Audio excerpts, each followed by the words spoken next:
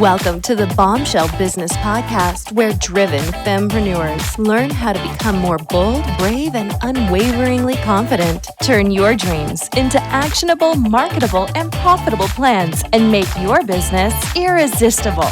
Welcome to the Bombshell Business Podcast. I'm your host, Amber Hurdle, and today you're listening to episode 21, and we're going to be talking about how to create a vision for your future. So it's time to dream big, ladies.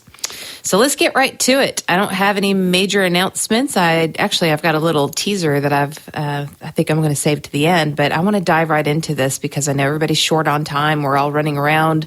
It's the holiday season. We're getting ready for Christmas and entertaining and going to parties and cookie swaps and all kinds of stuff that aren't in our normal everyday lives. So let's just get into how to create a vision for your future. What is that, Amber? What are you talking about? It's really just deciding what you want out of life.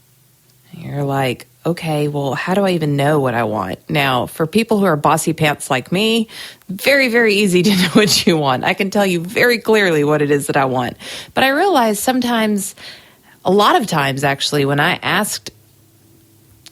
asked people, what do you want? They have to sit and really think about it. And they say, I'm going to have to come back to you on that. In fact, even last night, I taught Glamour Goals Live and I asked somebody, well, why do you want that? So you can what? What can you do if that happens? And he said, I'm going to take some really good notes and I'm going to get back to you. And I said, nope, you're going to tell me right now. And we worked through it and we realized what it was that he really desired most. And I think the question that I asked that got him there is, what is it that you value? Now, we talked about values with Paul Colaiani in a previous episode, and business and life values, of course, can be different, but that's how you really determine what you want your future to look like, is determining what it is that you really value. Or maybe a way to look at it is what is missing in your life or your business. What is not there that you wish was there? What would bring meaning and value to your life? What's something that would be so tremendous that it would just alter who you are and how you saw the world? What makes your heart happy to think about? I mean, some people have pretty simple aspirations. Maybe it's a better relationship with one of their siblings, or maybe a better relationship with their children or spouse. Or it could be that you really just want to live near the ocean. That's very okay to have that if it makes you happy to think about crashing waves in the evening, and that's something that would be a huge and significant lifestyle change for you, then that's okay to vision for. It's also okay to envision making more money or helping more people or hiring employees. There's lots of things that you can vision that you don't really have to understand exactly when it's going to happen. It's just something that you know that you want, because right now it's either missing from your life, or it really makes your heart happy to think about having a whole team that reports to you that you can lead and invest in and train and mentor. That might make you super happy as opposed to sitting in an office by yourself. So as an example, my kids and I used to ride around really nice neighborhoods and pick out houses that we were going to move into. So I would say, oh, I think that's the house that we should live in. And my son, we'd go down a different street and he'd be like, no, I like that house. And there's one house that we all loved, and it had a fountain in front of it, a small fountain. And it was a very unique style for the area that we live in. And it had like a roundabout driveway in front. I know there's a fancy name for it. My husband, who's been in real estate his entire career, just cringe at the fact that I couldn't tell you what that is. But anyways, we all love that one. And it wasn't because we just arbitrarily wanted a big fancy house. It's because we wanted to share our house with other people. We're all very social. We all have hearts of hospitality. We all love to entertain. I mean, if my daughter had one friend over, she had 6 friends over. Same thing with my husband or with my son. We call his group of friends the crew. I've always hosted many people, and of course, my husband and I, we don't have the space that we have now simply because we need it every day, or we even want it every day. We have it so that we can share it with other people and entertain and have our families here, and even serve nonprofits by hosting nonprofit events here. So there's a very big why behind why we wanted a nice house where people could feel valued, and that they had space and they could be comfortable and we can entertain. And so, that was just something that we did regularly is ride around and look at different houses. So the first thing you have to do is decide what it is that you actually want when you're visioning for your future. And the second thing that I want to share with you today is visions are different than goals. Visioning is big picture. It's what you hope for or you aspire to. You don't have to know how you're going to get there. You just have to know that it's where you want to be. So there's no roadmap to visioning. There's just dreaming. So as an example, a few years ago, my vision board had a lot of company-related images on it because I was launching my company. I was leaving corporate and starting my business that you are all familiar with now. And I really didn't have a huge game plan at the very early stages. I just knew what it was that I wanted it to look like. So I knew, for example, that I wanted to speak. So on my vision board, and I'll get into what's a vision board and all that kind of stuff in the future. And in the next step of what I'm sharing with you today. But I knew I wanted to speak, so I had an image of a big audience learning. Like I remember there was a man taking notes, and there was a woman that looked like maybe she had her hand on a pencil and she was looking ahead, and then it was a big crowd, so kind of like a lecture hall type thing with a couple hundred people in it. And so that was an image on my vision board. I didn't really know, honestly, what I even wanted to speak about. I just knew that in my heart I wanted to teach one-to-many, and that I liked engaging an audience, and that I felt very comfortable doing that, and that was something that made my heart happy. And so I just put that picture on the vision board. I also knew that based on my personality and the parts of me that I most wanted to share with other people, I wanted to have the compassion and the humor of Ellen DeGeneres. I wanted to have the wisdom of Dan Miller of 48 Days. If you don't listen to Dan Miller's podcast, that's one you should check out. And I wanted to have the power and presence and the straight shooting style of Joyce Meyer. So if you're not familiar with Joyce Meyer, she's actually a female minister, and very to the point. And so she became a female minister when that wasn't a thing. Lots of people thought, oh my gosh, who are you to get up and preach to people? You're a woman. And so she's kind of polarizing, but I'm okay if I am too, because I'm not for everybody. I bring my velvet machete and I speak truth into people's lives, and I try to do it with a lot of compassion and a lot of understanding, but also with a lot of intention, because you don't need anybody blowing smoke up your butt. You probably have plenty of people like that in your life. So now, did I want to create a plan to become these people or rip off their brands or be just like them? No. Otherwise, I wouldn't try to be saying, well, these are 3 different types of people that I would like to not necessarily even emulate, but I would like for my natural characteristics to shine. And these are the people that I think of when I think about my natural gifts and talents. And so I had each of their pictures on this vision board. I also knew that I wanted office space that my clients felt very comfortable in and at home. I guess that goes back to that spirit of hospitality that I have. So I had different pictures of office suites, like the seating area and the classroom area and the office area. I had those pictures on my vision board so that I could just remember why it was important that I thought that to begin with. And again, none of these were actual goals. They were all inspirational. To set an actual speaking goal, it would require something like creating a list of opportunities that I wanted to pursue with maybe a goal of how many of those prospects I would actually land, or how many of those speaking engagements I would actually, get employed to do or get hired to do. Another would be, I had all the different office space pictures.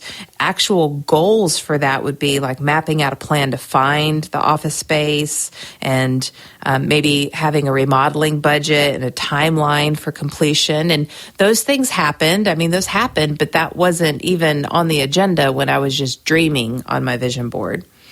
And I'm not even sure how you could possibly measure trying to really nurture those characteristics that I saw that other people had. I don't even know how you could set a goal for that. That's very aspirational and just kind of big thinking, big picture. It's about, am I shining in these ways that I admire in these people because I have the ability to? And so looking at those images reminds me, Ellen is a very, very compassionate woman. Now she's fun loving and she likes to cut up and she dances kind of like I do. I dance around all the time. I'm known for my office dance parties.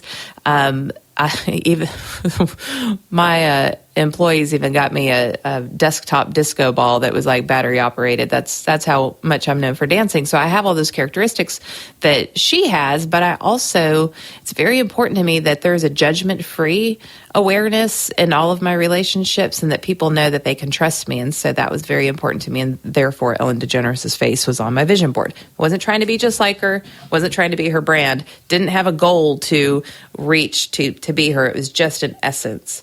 So once you have a vision for what it is that you want for your future, then you can start to create the goals and the action steps and the success measures so you can get there. So you could check in on, at 2 weeks in or once a month or whatever that looks like for you. That happens after the vision. Now, did all of those things that were on my vision board happen for my business? Absolutely. Every single last one of them did. But it had to start with me dreaming. I could have never made those goals. I could have never executed those goals. And when I say I mean we, because it involved team members and vendors and my husband and, lots of different people were involved in making those visions come to fruition. But it started with my vision so I could communicate that vision to all the different people that help make those visions realities. So speaking of the vision board that I had with all of those pictures on it, you want to make sure that the visions that you have stay top of mind and it's not just an occasional daydream. So I do always encourage my clients to create a vision board. I've done this for years and years and years. Years. Like, I think before I even knew what a vision board was, I had a vision board. Because remember, I had my daughter when I was 16 years old. So if you want to get into all that and listen to that story, then go back and listen to episodes 7 and 8, I think. The epic lessons I learned as a teen mom, I think, is episode 7. And then part 2 is episode 8. And we'll link to those in the show notes. But anyways, having a kid when you're a teenager, having a kid when you're a kid, there's a long way to go from where we were to where we wanted to be. So my daughter and I did, I guess it was a picture. She was super young. She was very, very young. I still have this piece of paper, by the way. We just sat down and we talked about what it was that we wanted. And I know that we had like a workout room in there and we had big closets. And I think everything on that piece of paper that we drew on came to fruition except for the horses, thank God. Because horses take so much work now that I have several friends who have horses. So she never really wanted those as she got older. So obviously that was a vision that didn't come to fruition because it didn't have enough meat behind it. That was just a little girl saying, oh, I want horses.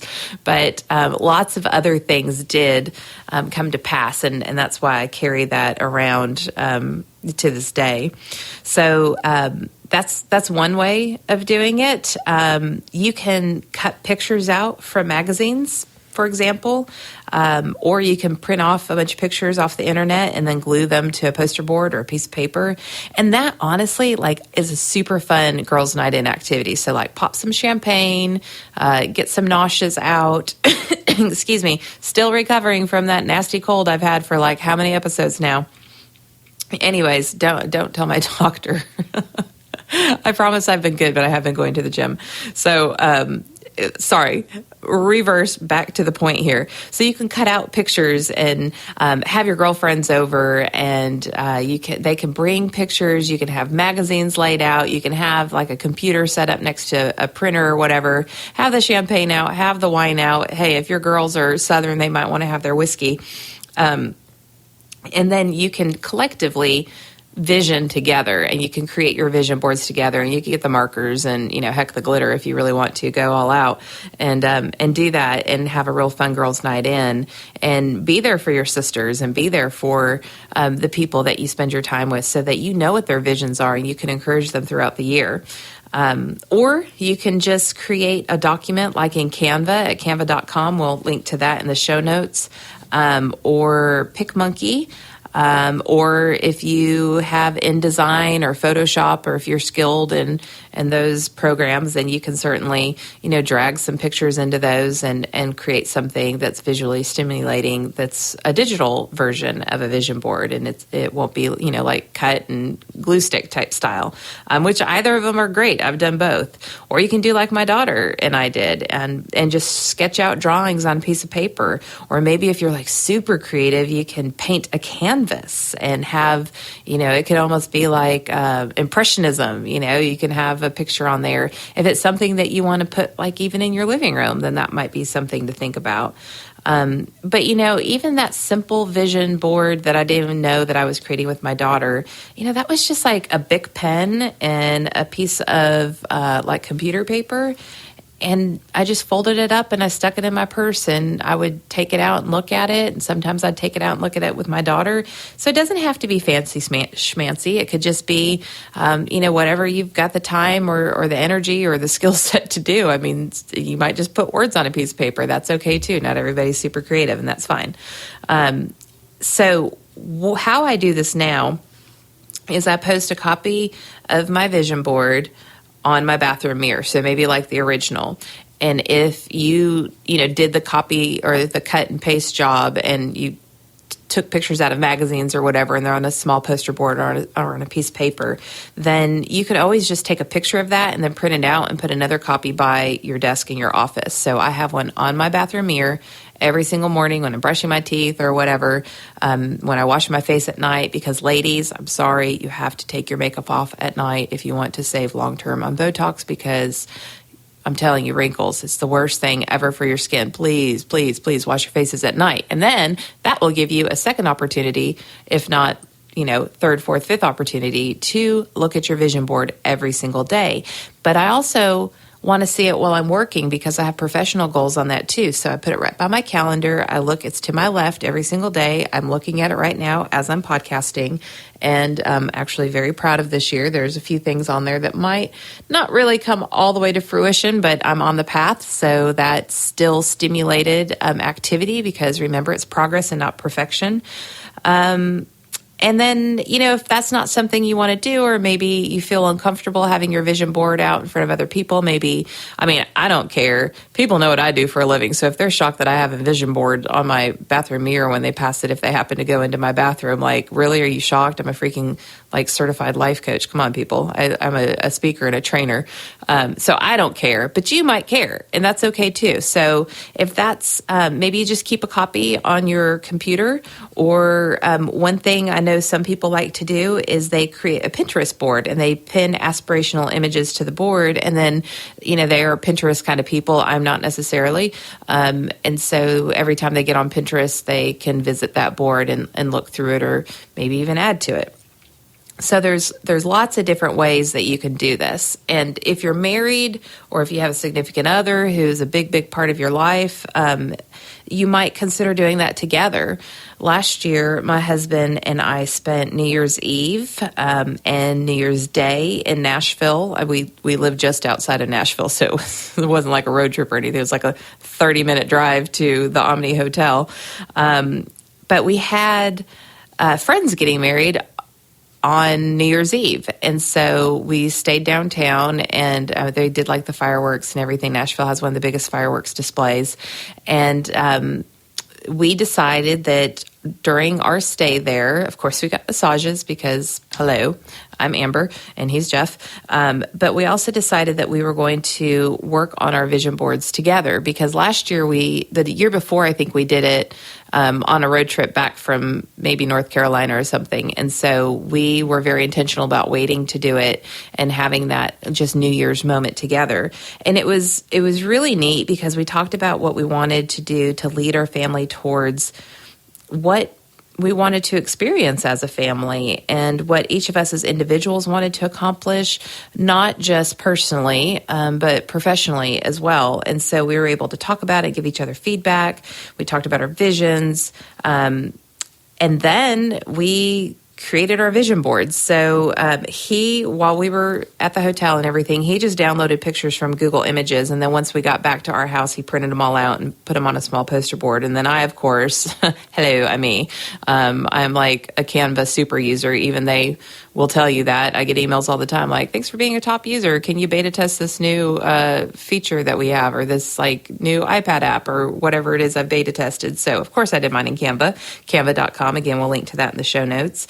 But the powerful thing about it is that we both have these vision boards in our ensuite, mine at my vanity and his at his vanity, which are across from each other. And I have to see his every day and he has to see mine every day. So it's not like we're holding tribal council or anything and be like, how are you doing on your visions? And some of our visions were the same. I mean, there was like Movie Meatball Monday was something that we implemented this year that we both put on our vision board, so that we collectively said, hey, we're going to take Monday nights, and that is going to be time that is sacred for our family, and it better be good if we are going to not have Movie Meatball Monday. So there have been a few interruptions to that, but for the most part, I would say we have scored on that one, and it's really been a rewarding experience for all of us.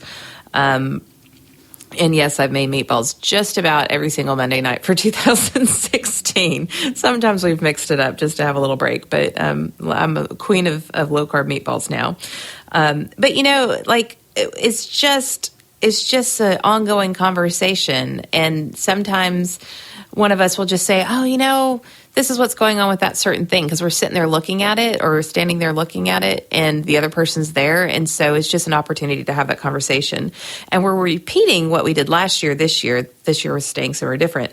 But we are going to have that New Year's Eve experience because it was powerful. It was super powerful to declare what it is that we desired for our future, like right there at the new year as a couple and as partners in this thing we called life. So just to recap, visioning is simply dreaming of what your life and your business can look like and believing that you can have it. I think that's an important part, is believing that it's possible, that one day, maybe not tomorrow, maybe not even the coming year, but something can happen this year that's going to move you closer to having that as a reality. Also, visioning is very different than goals because there are no tactics assigned to visions. It may take years to realize the vision for your future, like it did Brittany and I when she was so little and we were sketching out pictures with a Bic pen on copy paper. And now we have everything and then some that we envision for our future. And then third, your vision will come closer and closer and closer to reality the closer it is to your thoughts every day. I love the quote, and I wish I could attribute it to the right person, but I can't think off the top of my head. But where your attention goes, your energy flows. So as you're looking at your vision board or your vision Pinterest board or your vision reminder or whatever it is that you have, you'll start finding practical ways to move towards those visions if they're constantly front and center. So I want you to find a way to showcase what you really want for your future in a frequently passed or frequently checked location. All right? So dream of what it is that you want in life. Know that you don't have to have any goals for it, and make it count. Post it somewhere where you're going to see it routinely. Those are the 3 takeaways I want you to have for this particular episode. Okay, so now to the juicy details. If you want to realize your vision, you're going to have to get rid of everything that's going to stand in your way, right? So eventually, this again, you don't have to worry about it tomorrow, but you do have to start taking steps towards making that a reality in some form or fashion. So I have a total treat for you, and I'm not ready to send you to like a registration page or anything quite yet. I'm just giving you a little hint, a little tease, if you will, a little inside scoop, a little DL. But at the first of the year, I'm going to offer a 5-day challenge where I'm going to help you find 10 extra hours every single week. Wait, what? Amber, what? I'm not even joking. And I honestly think that 10 hours a week is a conservative estimate. I'm being so super serious right now. So this is how it's going to work. Each day, I'm going to send you something, and I'm going to teach you something new that's going to help you reclaim time every single day. And then I'm going to do that by email, and then I'm going to do some Facebook Lives. I hate getting on camera, but I'm going to do it for you. And it's not that I'm afraid of the camera. It's just like time and hectic days and slowing down to do it. So this is how committed I am to you. I'm going to do Facebook Lives. Okay. So we're now besties. So I'm going to send you an email. I'm going to do a Facebook Live. I'm going to explain it further, and I'm going to give you short, easy to implement assignments each day so you can just check this stuff off the list, get your time back, and then move on towards your visions and your goals, because we're going to want you to have goals too, with much greater ease, because it's not going to be a cluster anymore.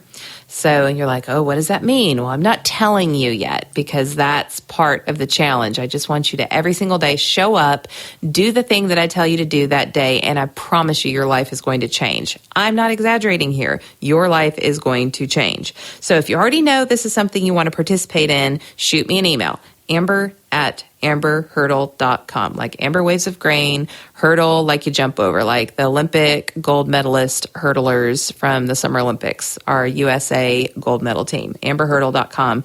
amber@amberhurdle.com. I'm going to be sure that you get in. But until then, I just simply want you to A, enjoy this magical time of year, and B, keep being the bold, brave, and unwaveringly confident fempreneur that you are. Lots of love to you. I will see you next week. Thanks for listening to the Bombshell Business Podcast. Visit amberhurdle.com for more resources, and be sure to tune in again. Cheers to you, Bombshell.